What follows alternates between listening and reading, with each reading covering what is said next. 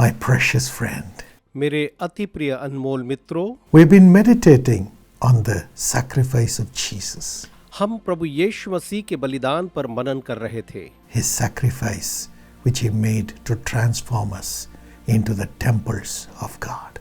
वह बलिदान जो उसने हमें परमेश्वर के मंदिर बनाने के लिए अर्पित किया, Every sacrifice that he made और हर एक बलिदान जो उसने किया है was made to remove the things of the flesh from our hearts, from our lives.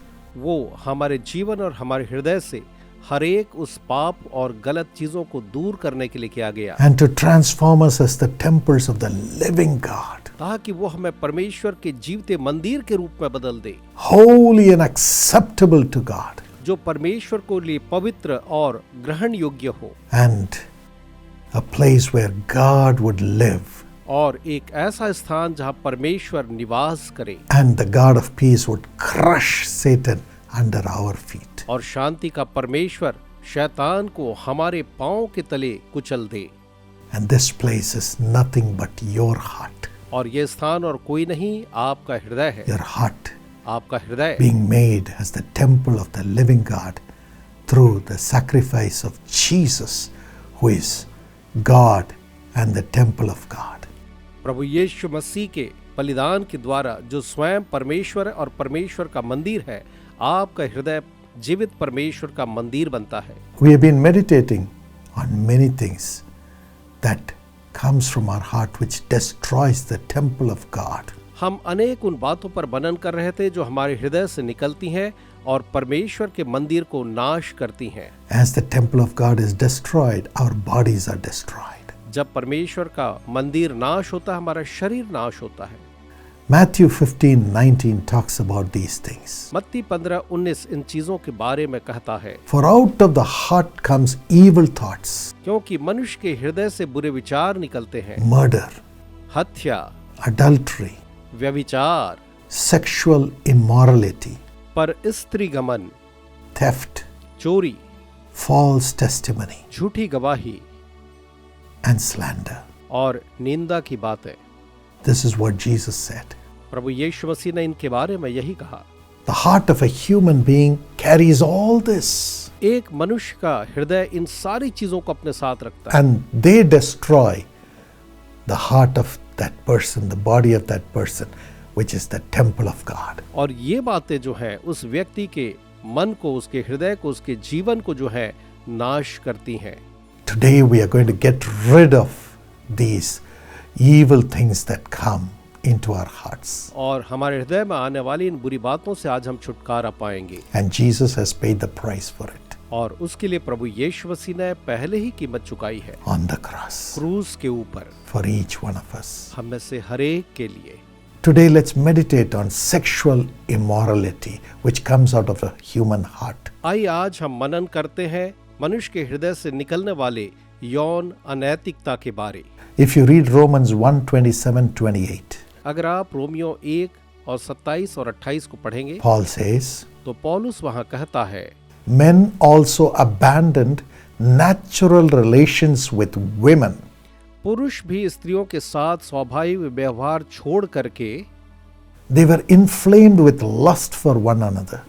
आपस में कामातुर होकर जलने लगे। Men committed shameful acts with other men और पुरुषों ने पुरुषों के साथ निर्लज काम करके and received in themselves the due penalty for their error. अपने लिए उन्होंने अपने भ्रम का ठीक ठीक फल पाया। Furthermore, और आगे कहता है, just as they did not think it worthwhile to retain the knowledge of God, और जब उन्होंने परमेश्वर को पहचानना न चाहा, so God gave them over to a depraved mind, इसलिए परमेश्वर ने भी उनके so that they do what ought not to be done. निकम्मे मन पर छोड़ दिया कि वे अनुचित काम करें। This is the same for women. और यही स्त्रियों के लिए भी लागू होता है। Unnatural relations, अप्राकृतिक संबंध which is not of God. जो परमेश्वर की ओर से नहीं है। Sexual immorality. यौन अनैतिक कार्य। 1 Corinthians 6:16 says, पहला कुरिन्थियों 6:16 वचन कहता है, When a person unites himself with a prostitute, कि जो कोई he becomes one with her body. वेश्या के साथ संगति करता है वह उसके साथ एक तन हो जाता है, The two will become one flesh. क्योंकि वे दोनों एक तन हो जाते हैं। God made man to be united with his wife. परमेश्वर ने मनुष्य को अपनी स्त्री के साथ एक होने के लिए बनाया। But when a person unites himself with a prostitute, जब कोई पुरुष एक वेश्या के साथ संबंध बनाता है and same vice versa, या कोई स्त्री ऐसा ही करती है, they get united between themselves, तो वे दोनों जो हैं एक हो जाते हैं and sin is born. और पाप उत्पन्न होता They है become one flesh in sin, और वे पाप में एक तन होते हैं, and that is sexual immorality, और यह यौन अनैतिकता है, as the Bible says so. क्योंकि बाइबल हमें ऐसा ही बताती है। But Christ expects them to have relations with the one whom he has united as husband and wife. लेकिन मसीह यह अपेक्षा रखता है कि जिसे उसने पति और पत्नी के रूप में एक किया है वे ही आपस में संबंध रखें, And then each one's body whom God has united becomes God's temple. और तब हरेक का शरीर जिनको परमेश्वर ने एक बनाया है वे परमेश्वर के मंदिर बनते हैं। That's what the Bible says in 1 Corinthians 7:1 and 2. यही तो पहला कुरिन्थी 7 वचन 1 और 2 में परमेश्वर कहते हैं। Each man should have sexual relations with his wife, and each woman with her own husband. हरेक पति केवल अपनी ही पत्नी के साथ यौन संबंध बनाए और हरेक पत्नी अपने पति के साथ ही यौन संबंध बनाए। God wants those who are out of marriage or do things out of marriage to repent according to Revelation 2:21. और प्रकाशित वाक्य 2:21 के अनुसार से विवाह से बाहर जो संबंध बनते हैं परमेश्वर कहता है कि उसके लिए मन फिराओ। I have given her time to repent of her immorality, but she is unwilling, Christ the Almighty God. परमेश्वर कहता है मैंने उसको मन फिराने के लिए अवसर दिया पर वो अपने व्यभिचार से मन फिराना नहीं चाहती। In Numbers 25:1, गिनती 25:1 में God's chosen people, the people of Israel, परमेश्वर के लोग जो चुने हुए इस्राएल थे, as they were living in Shittim, जब वो शित्तीम में रहते थे, the men began to indulge in sexual immorality with the Moabite women. वहाँ यहूदी पुरुष जो है मोआबी स्त्रियों के साथ यौन अनैतिक संबंध बनाने लगे। The king of Moab could not overcome the Israelite people through war. और लड़ाई के द्वारा मोआबी राजा इस्राएलियों पर प्रबल न हो सका, So he called a prophet Balaam to come and curse them इसलिए उसने एक भविष्यवक्ता बालाम को बुलाया कि वो इस्राएलियों को श्राप दे by divination. और जादू टोने के द्वारा ऐसा करे। He wanted him to do witchcraft, divination, to weaken the people of God, the people chosen by God, the Israelites. वो चाहता था कि जादू टोने और तंत्र मंत्र के द्वारा से परमेश्वर के लोग इस्राएली जो है वो कमजोर हो जाएं। But Numbers 24:1, लेकिन गिनती 24:1 में it says, God chose to bless the people of Israel. ऐसा लिखा है परमेश्वर ने इस्राएल के लोगों को आशीष देना ही चुन लिया। God did not allow that prophet Balaam to curse the chosen people of God, the Israelites. परमेश्वर ने अपने चुने हुए लोग इस्राएलियों को श्राप देने के लिए बालाम को मौका ही नहीं दिया।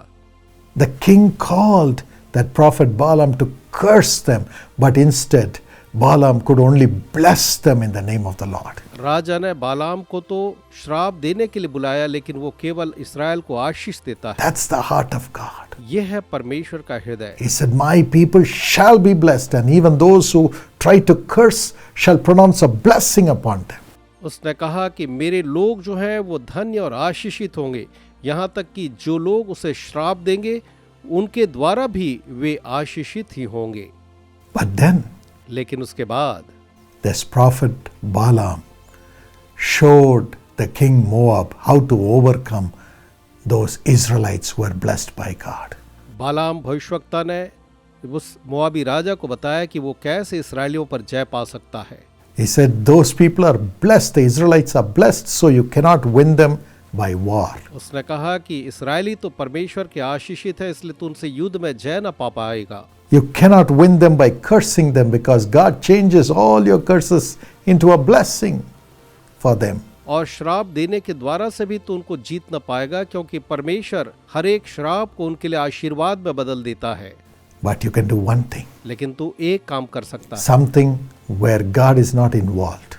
जिसमें परमेश्वर जो है शामिल नहीं। Send your Moabite women into the camp of Israel.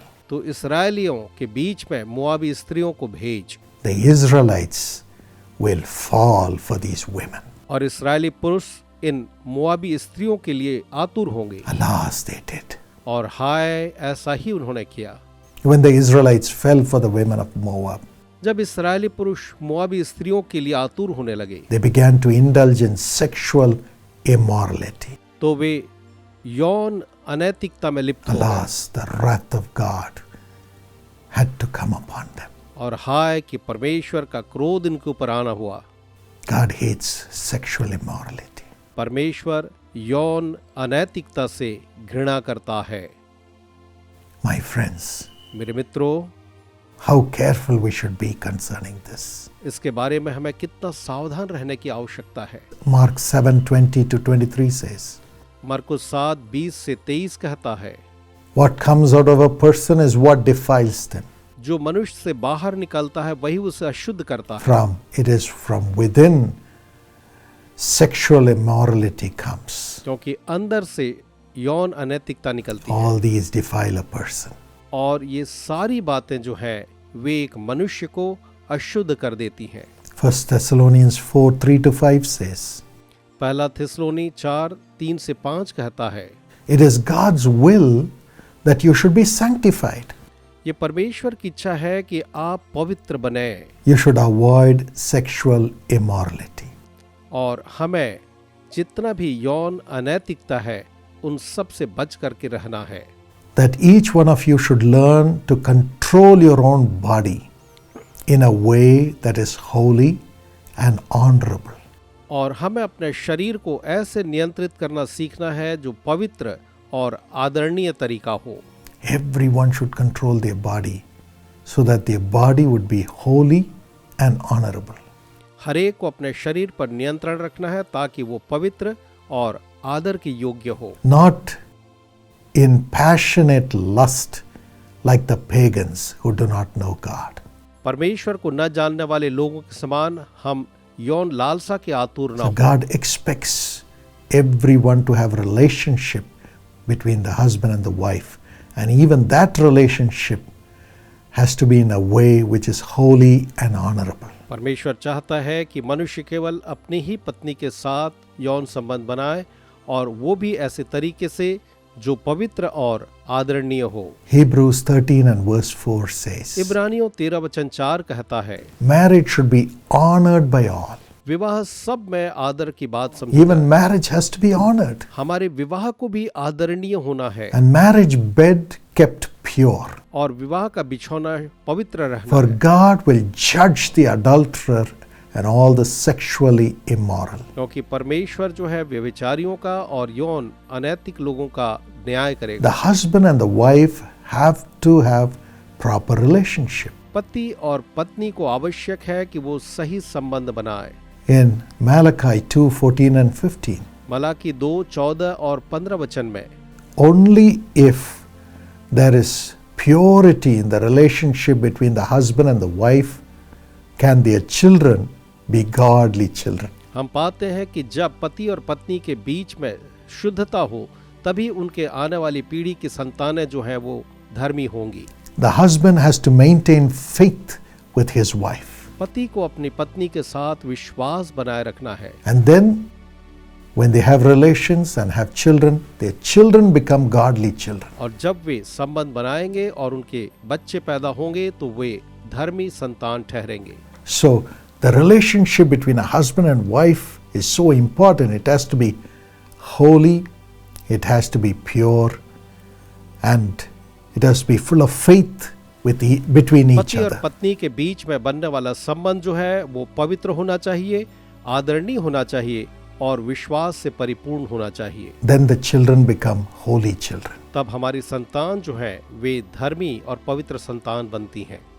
You read this again in Psalm 112 and verse 1 and 2. आप इसे फिर से भजन 112 1 और 2 में पढ़ते हैं। When the father respects God and reveres God and walks in godly fear, his children become mighty in the land. जब पिता परमेश्वर का भय मानता है तो उसके संतान जो है धर्मी ठहरते हैं। And that's why the Bible says, और इसीलिए बाइबल ये कहती है, husbands, love your wives. पतियों अपनी पत्नियों से प्रेम रखो, Unconditional love.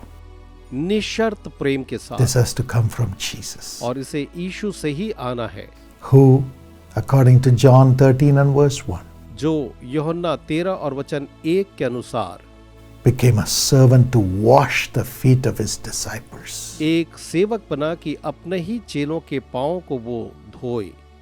One was a crook, एक तो दुष्ट था waiting to जो betray. विश्वासघात की तैयारी में था, Another one was so shallow, ready to deny him. दूसरा इतना उथला था कि उसे इनकार करने के लिए तैयार था। Another two people were fighting for positions. दूसरे दो लोग पद के लिए लड़ रहे थे And most of them, all of them, did not believe in him. और उनमें से अधिकांश जो थे उन्होंने उस पर विश्वास ही नहीं किया।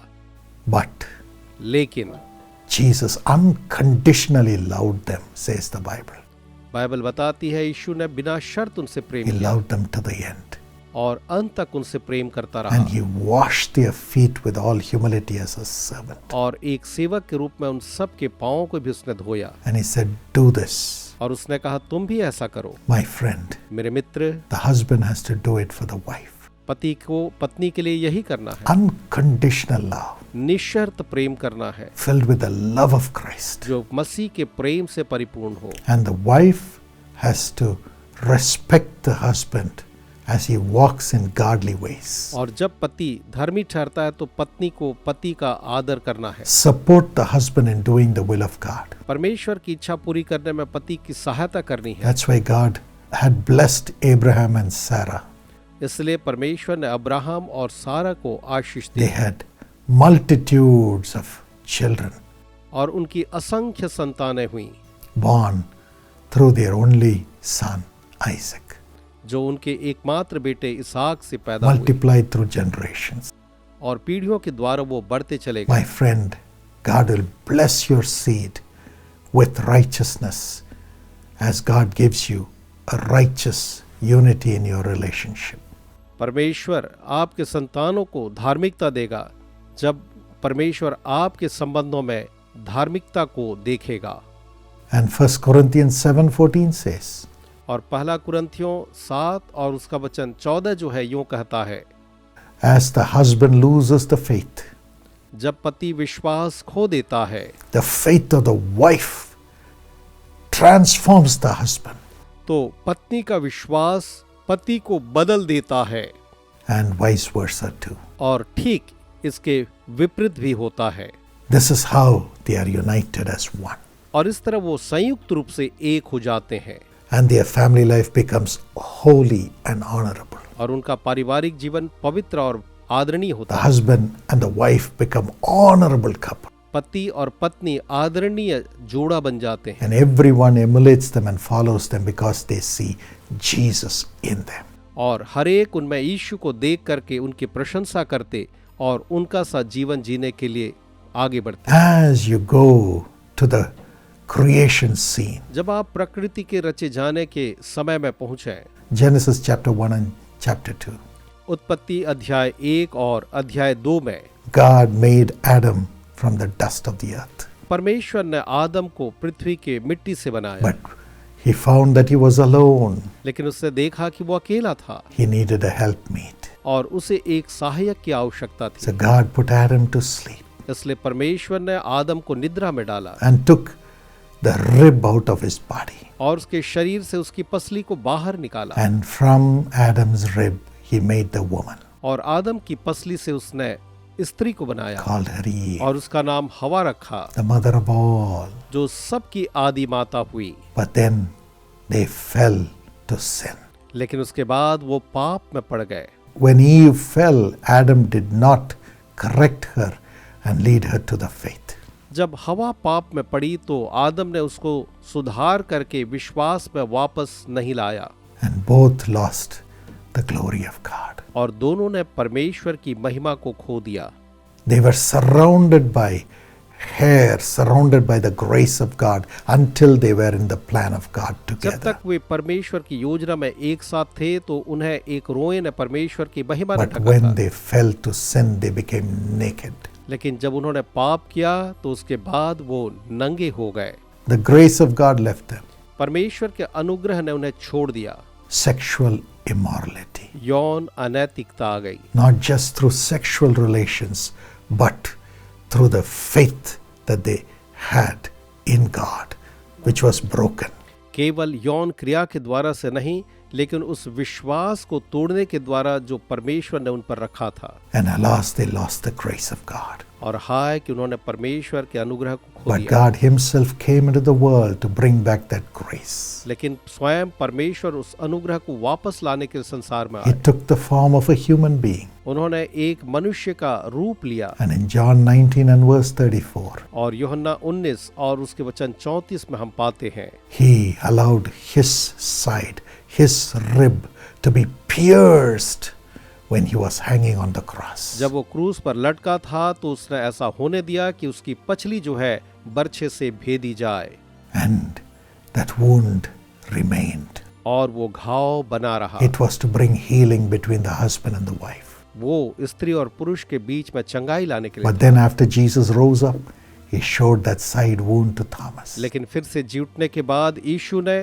थोमा को वह घाव जो था बगल का दिखाया And Thomas, who did not believe that Jesus had risen from the dead, cried, My God and my Lord. और थोमा जो विश्वास नहीं करता था कि यीशु मृतकों में से जी उठा, उसने कहा मेरे प्रभु मेरे परमेश्वर, And his heart was transformed. और उसका हृदय जो था बदल गया। The same thing happens to the husband and the wife when they see the wound of Jesus and repent. वही होता है पति और पत्नी के बीच में जब वो यीशु के घाव को देखते हैं और पश्चाताप करते हैं। When they see the wound on his rib, his side, they say, It is for us. And they repent and cling on to the other spouse. जब वो उसके पसली के घाव को देखते हैं तो वो कहते हैं कि ये मेरे लिए है, ये मेरे लिए है, और वो अपने जीवन साथी की And ओर their फिरते life हैं, changes. और उनका जीवन जो है बदल जाता है। They turn to God. वे परमेश्वर की ओर फिरते हैं And a godly generation is formed. और एक धर्मी पीढ़ी पैदा होती It है। doesn't stop there.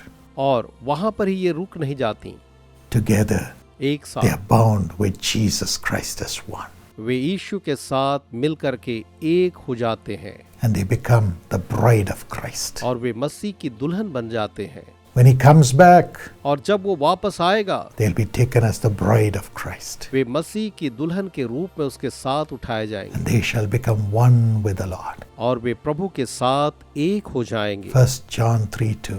पहला यूहन्ना 3:2 के अनुसार, 1 John 4:17. पहला यूहन्ना 4:17 के अनुसार We shall become like him हम उसके समान हो जाएंगे as one with God. जैसे परमेश्वर के साथ एक And हैं। surely like Jesus और निश्चय ही यीशु के समान on the Mount of Transfiguration. उस रूपांतरण के पहाड़ी In पर Matthew 17 and verse 2. मत्ती 17 और वचन 2 के अनुसार We become transfigured just like Jesus. हम भी यीशु के समान रूपांतरित हो जाएंगे। Our face is shone as the sun. हमारा चेहरा सूर्य की तरह चमकेगा And clothes become white as light. और हमारे कपड़े जो हैं उजले हो जाएंगे। And John 1:16. और यूहन्ना 1:16 के When we अनुसार receive this fullness of Jesus, जब हम यीशु की इस परिपूर्णता को प्राप्त करते हैं we receive grace. हम अनुग्रह पाते हैं And we receive one blessing after another. और हम एक के बाद एक आशीषों को पाते हैं। This grace is ready to come into you, my friend. मेरे मित्र, यह अनुग्रह आपके जीवन में आने के लिए तैयार है And God wants to give you a blessed family life. और परमेश्वर आपको एक आशीषमय पारिवारिक जीवन देना Because चाहता है, Jesus has already paid the price with the wound on his side. क्योंकि यीशु ने अपनी पसली पर उस घाव के द्वारा पहले उसकी कीमत चुका दी है। I pray that sexual immorality will be broken by the power of the Holy Spirit. मेरी प्रार्थना है कि पवित्र आत्मा के सामर्थ्य के द्वारा यौन अनैतिकता तोड़ी जाएगी And there'll be unity between the husband and the wife. और पति और पत्नी के बीच में एकता होगी। In one accord, fulfilling the will of God, और वे एक मन परमेश्वर की इच्छा पूरी करेंगे, becoming the bride of Christ. मसीह की दुल्हन बनते हुए। Father, पिताजी, we thank you for the wound that you suffered in your side. हम धन्यवाद करते हैं पसली के आपके घाव के लिए जो आपने हमारे लिए सहा, We pray that your grace will abound, और हमारी प्रार्थना आपका अनुग्रह बढ़ता जाए, and the husband and the wife shall become one. और पति और पत्नी जो है वो एक हो जाए। And those who need a spouse, let them have a godly spouse, because Jesus has paid the price. यीशु की कीमत चुकाए जाने के कारण जिन्हें एक जीवन साथी चाहिए, उन्हें धर्मी जीवन साथी दें। Give them godly children आप उन्हें धर्मी संतान दें, and make us your bride. और हमें अपनी दुल्हन बनाए। In Jesus' name. यीशु के नाम में Amen. आमीन। God bless you. परमेश्वर आपको आशीष दे।